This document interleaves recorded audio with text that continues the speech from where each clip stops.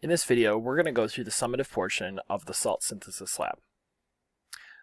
For the summative writing, there are 4 sections: safety, methodology, conclusion, and explanation. So let's begin with the safety section. The directions say include safety precautions of your acid and base using the site flintscience.com/SDS.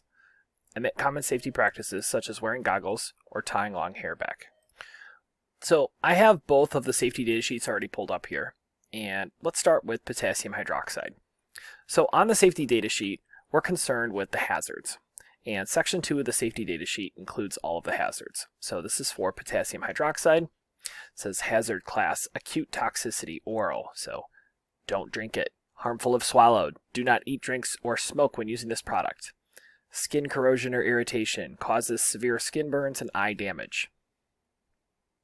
If we scroll down to section 8, exposure controls, personal protection. This is the safety gear that you need to wear when handling this chemical. It says wear protective gloves, protective clothing, eye protection. Wash hands thoroughly after handling. Use only in a hood or well-ventilated area. Okay, so I would summarize those hazards here. So, for example, up at the top, we know that harmful if swallowed, causes skin irritation, and eye damage.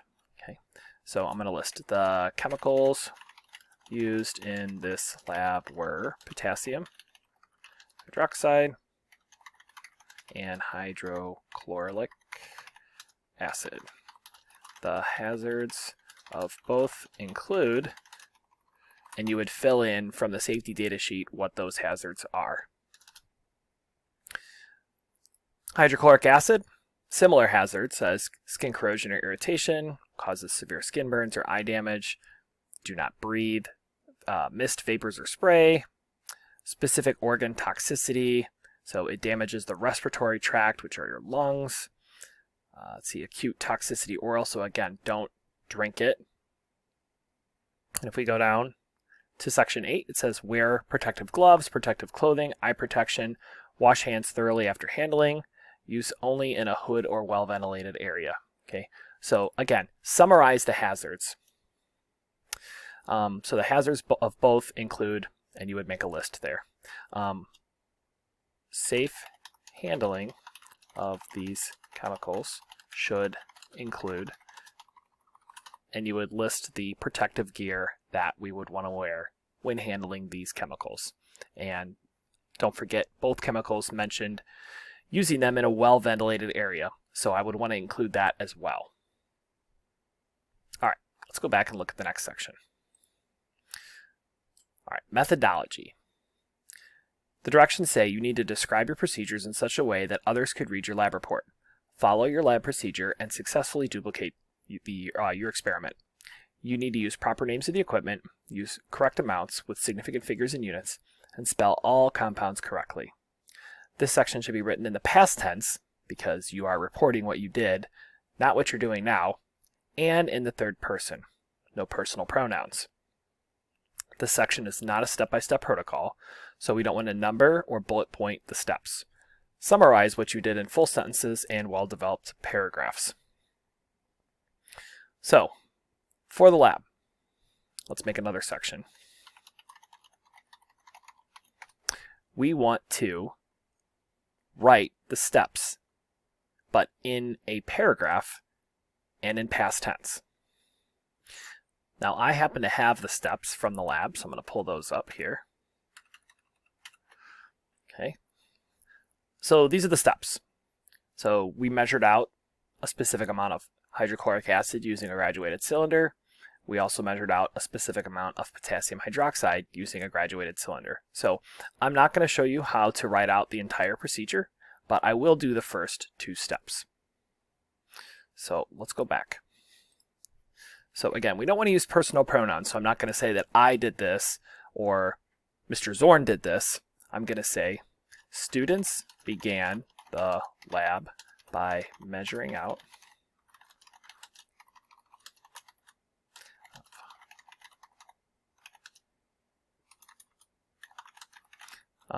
you would obviously fill in your amount of hydrochloric acid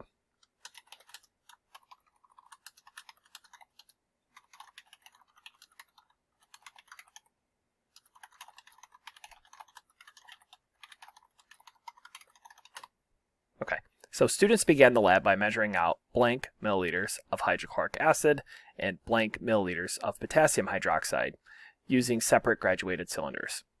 Okay, so I use students instead of my name. Began is the past tense of what we did. And then I put in some blanks. So obviously you will need to fill in the blanks with your amounts of hydrochloric acid and potassium hydroxide. Okay. So you're going to do the same thing with the other steps. Okay. You need to summarize what was done in the lab. Okay. I shouldn't have 10 separate sentences. I should summarize. So notice I took the two steps and kind of combined them into one by talking about measuring out the both amounts, and I use separate graduated cylinders. So I combine those two steps. So again, you shouldn't have 10 separate sentences. You can combine some of these, but it needs to be written in past tense, and you do not want to use personal pronouns. So students or scientists is a good word to use instead of names. All right. The next section is the conclusion. So again, it needs to be written in past tense, no personal pronouns, restate the purpose. So what was the point of the lab? What were we trying to accomplish? State the theoretical yield, the actual yield, and the percent yield of your salt. So let's begin by making another section. And let's restate the purpose. So if you recall, for this lab, every group was assigned a different amount of salt to produce. That is your theoretical yield. So we'll come back to that number in a minute, but that was the whole point of the lab. Each group was assigned to make a specific amount of salt.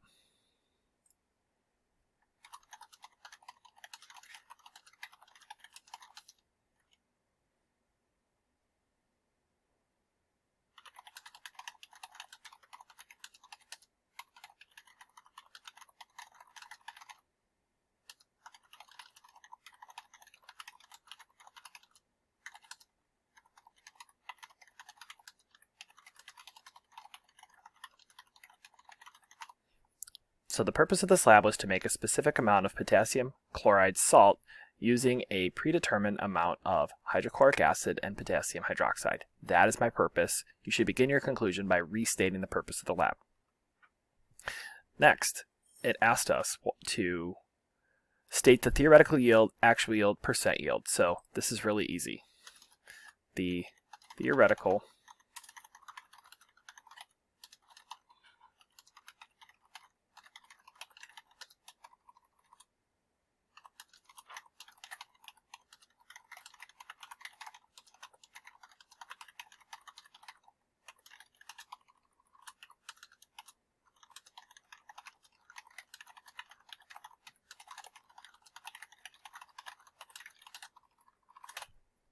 All right. So the theoretical yield of this investigation was blank. The actual yield calculated in this investigation was blank. The percent yield calculated for this investigation was blank. So notice, was is the word that I'm using here. That's past tense. And obviously you would just fill in the blanks with the data from your lab. All right, the last section that we need to write is the explanation. So, is the percent yield acceptable? How do you know? Research what percent yield is considered acceptable. If the percent yield is not acceptable, what might be wrong? And how can the percent yield be improved?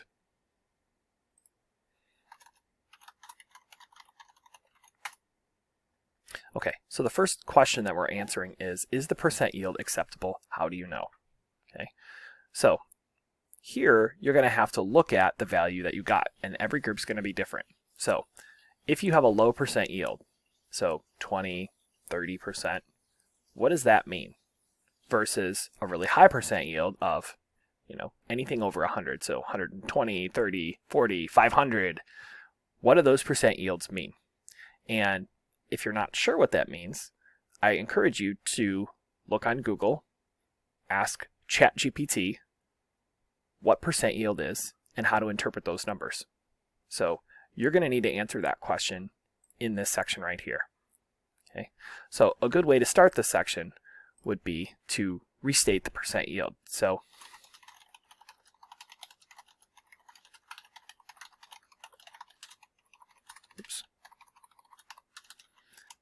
this percent yield was, and you would fill in the blank.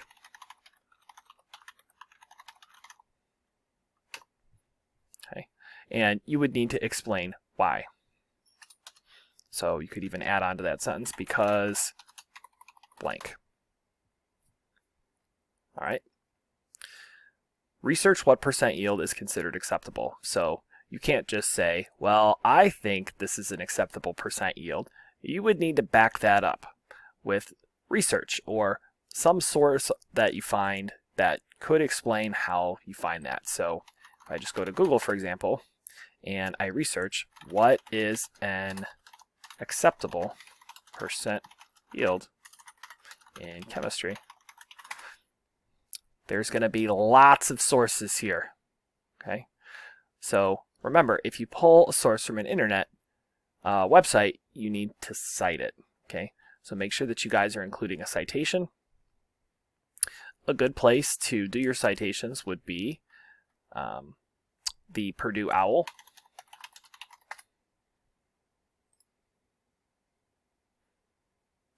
If you go to Purdue OWL, there is a guide for APA citations, and this tells you how to cite things. So under electronic sources, it tells you it should be the author's last name, comma, first initial. You want to include the year, comma, month and date of the publication, the title of the page, the site name, and URL. So let me just take one here. Here we go. I'm going to take this. Great. So this is from winona.edu. All right. So here we've got the author's name, it looks like, up at the top. So it looks like Nalli is the author's name. So I'm going to include down here references. And I will include the author's last name. Let me just copy and paste that. There is no first initial that's given on there, so I'm just going to move on to the date. And it looks like 2010 is the date on this page. If you can't find a date, you'll type in n.d. That means no date. But this one was 2010, so I'm going to include that. And if I go back to the Purdue OWL, I want the title of the page, site name, and URL. So the title of the page is Guidelines for Yield Reporting and Lab Reports. So I'm going to paste that in. And if I go back to the OWL, that needs to be italicized. And then I want to include the site name. So sometimes it's obvious, sometimes it's not. I don't see a site name on here, but it looks like winona.edu is the name of the school, or WSU. So why don't I go ahead and grab that. And then I'm going to include the URL. So I'm going to go up here, copy, and let's paste that into our lab document. Okay. When you do a citation, the proper way to do an APA citation is to do a hanging indent. So to do a hanging indent, I go down at the bottom, I can grab just the arrow. Whoop, that's not it. I'm going to grab just the top, like I said, and I'm going to drag that over. Yeah, it's backwards. Let's do that. So let's drag the arrow over, and let's drag the box. There we go. Okay, so I dragged the arrow over, 1, 2, 3, 4, and I grabbed that top bar and I went back 4, so it looks like that. Okay, so let me show you how to cite that information. So I could put, according to Nalli, who's the author that wrote this. Let's go back and look at our document.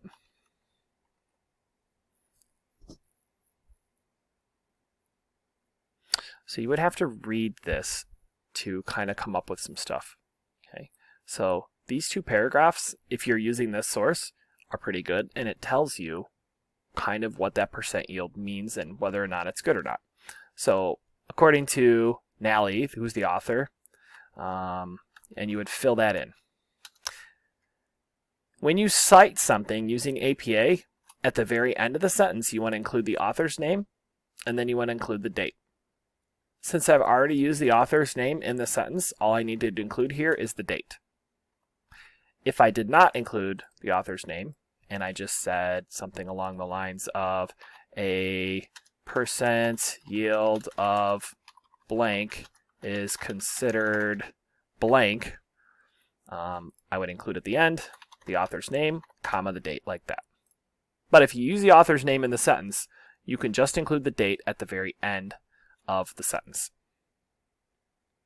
Okay, so again, anytime you cite something from an internet source, you need to include the reference. And we are using APA format since this is a science lab report. All right, if the percent yield is not acceptable, what might have gone wrong? So 100% is really the number that we're shooting at, and I doubt any of our lab groups got exactly 100%.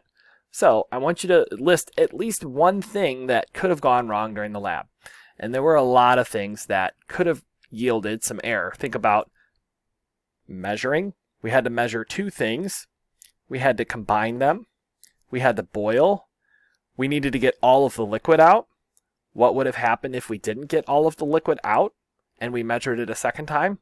So there are many things that could have yielded a percent yield that was not acceptable.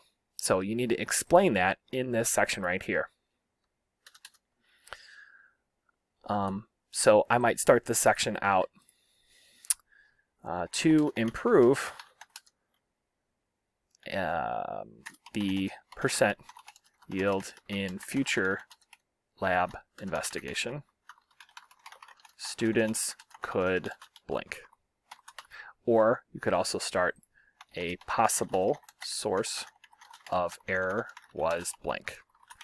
To improve the percent yield in future lab investigations, students could blank. Okay, so something along those lines. You'll need to fill in some information here, but this should give you a good starting point for doing this.